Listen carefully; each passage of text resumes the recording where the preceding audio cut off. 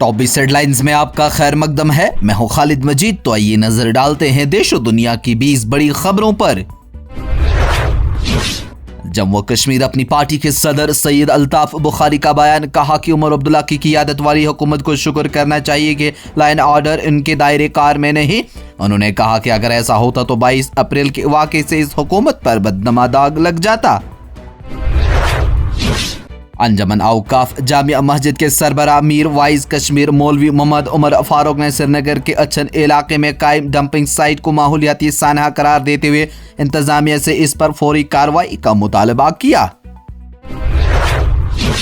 पहलगाम में 22 अप्रैल को पेश आए दहशतगर्दाना हमले के तकरीबन 2 माह बाद यहाँ की सयाहत आहिस्ता आहिस्ता बहाली की तरफ बढ़ रही है।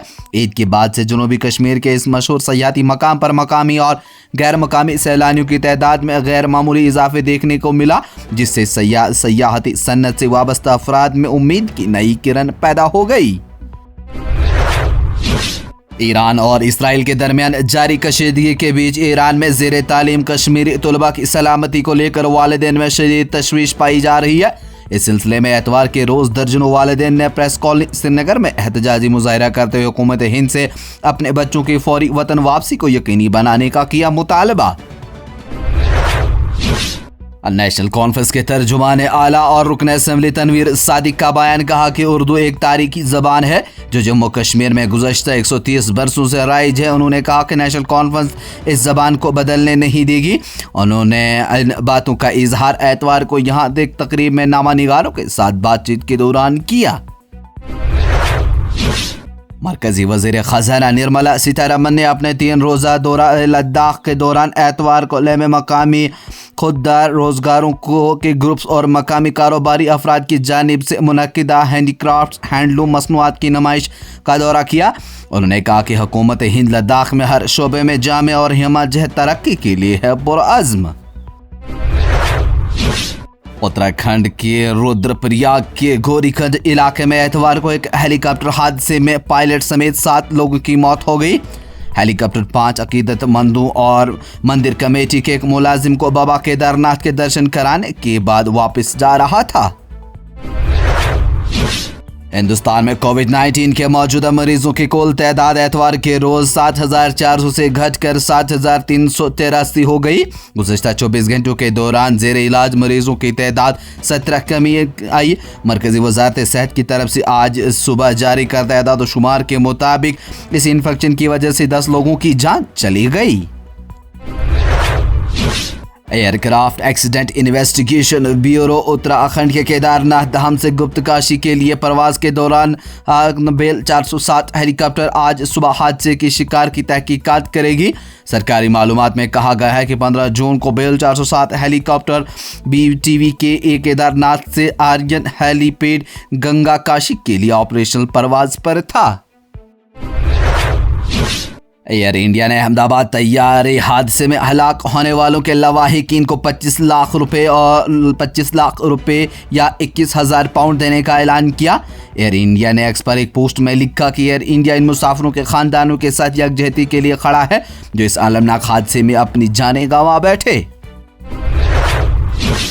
बैनुल अक़वामी सतह पर खाम तेल की कीमतों में इजाफे के बावजूद इसराइल और ईरान के दरमियान जारी कशीदगी की वजह से पेट्रोलियम मसनूआत की सप्लाई में खलल पड़ने के इम्कान के बावजूद आज घरेलू सतह पर पेट्रोल और डीजल की कीमतें मुस्तहकम रही, जिसकी वजह से दिल्ली में पेट्रोल 94.72 रुपये फ़ी लीटर और दिल्ली में 28.76 रुपये फ़ी लीटर रहा। वज़ीर बराए youth service and sports Satish Sharma का बयान। कहा कि हुकूमत की कोशिशों का मकसद जम्मू कश्मीर को अमन, भाईचारे और खुशहाली के साथ आगे ले जाना। उन्होंने कहा कि हाल ही हफ्तों में खित्ते के बहुत से लोग मुश्किलात से गुजर रहे हैं और अब तक उनके साथ खड़े होने का वक्त है। मौसूफ ने इन बातों का इजहार एतवार को यहाँ एक तकरीब में नामा निगारों के साथ किया। सिक्योरिटी फोर्सेस ने जिला पुंछ के साउजिया के गुगड़िया छंबर झोल इलाकों में बड़े पैमाने पर तलाशी ऑपरेशन शुरू किए, जिस दौरान इन इलाकों में मुश्तबा सरगर्मियों से मुतालिक इतलात मौसूल हुई। मुत्तहदा अरब इमारात यूएई के सदर शेख मोहम्मद बिन ज़ायद अल नहयान ने फ्रांस के सदर इमानुएल मैक्रोन और बरतानी वज़ीर आज़म जॉर्ज मेलोनी के साथ टेलीफोन पर अलग अलग बातचीत की ताकि मगरबी एशिया की हालिया पेशरफ्त बिलखसूस ईरान और इसराइली हमलों के बाद की सूरत हाल पर तबादला ख्याल किया जा सके। इराक ने अमेरिका पर जोर दिया है कि वो इसराइली तैयारियों को इराक की फ़िज़ाई हदूद में दाखिल होने और हमला करने से रोकने की अपनी जिम्मेदारी पूरी करे। इस इराक की मसला अफवाज के कमांडर इन चीफ के तर्जुमान सबाहुन नौमान ने कहा कि इराकी हुकूमत ने अमेरिका से मुतालबा किया है कि वो दो तरफा मुआहिदों और बैनुल अक़वामी क़वानीन के तहत अपनी जिम्मेदारियाँ पूरी करे। वियतनाम में तूफान चिप की वजह से तूफानी बारिशों और सैलाब की वजह से कम से कम 6 लोगों की मौत हो गई है और कई लोग लापता। डिजास्टर मैनेजमेंट अथॉरिटी ने एतवार को बताया कि मुल्क के वस्ती हिस्से के ग्वाइक बिन और ग्वाइक ट्राई सूबों में 6 अफराद की हलाक होने की इत्तला है, जबकि क्वांग बिन में सैलाबी पानी में बह जाने के बाद एक शख्स है लापता।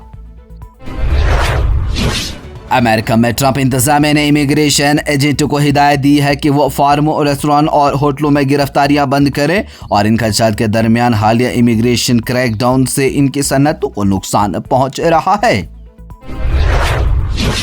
वज़ीर आज़म नरेंद्र मोदी ने एतवार को कहा कि उनका कनाडा, कब्रस और क्रोएशिया का दौरा दहशतगर्दी के तमाम शक्लों और इसके इजहार से निपटने के लिए आलमी फहम बढ़ाने का मौका फराहम करेगा। 3 मुल्की दौरे पर रवाना होने से पहले अपने बयान में मिस्टर मोदी ने कहा कि आज मैं जमहूरिया, कब्रस, कनाडा, क्रोएशिया के 3 मुल्कों के दौरे पर जाऊँगा। अमेरिकी सदर डोनाल्ड ट्रंप ने का बयान कहा कि हमने रूसी हम मनसब व्लादिमीर पुतिन से मशरिकी वस्ती में कशीदगी और रूस यूक्रेन अमन मुज़ाकरात पर फ़ोन पर बात की और दोनों में इस बात पर इत्तफ़ाक़ किया कि इसराइल और ईरान अब ये जंग ख़त्म करें।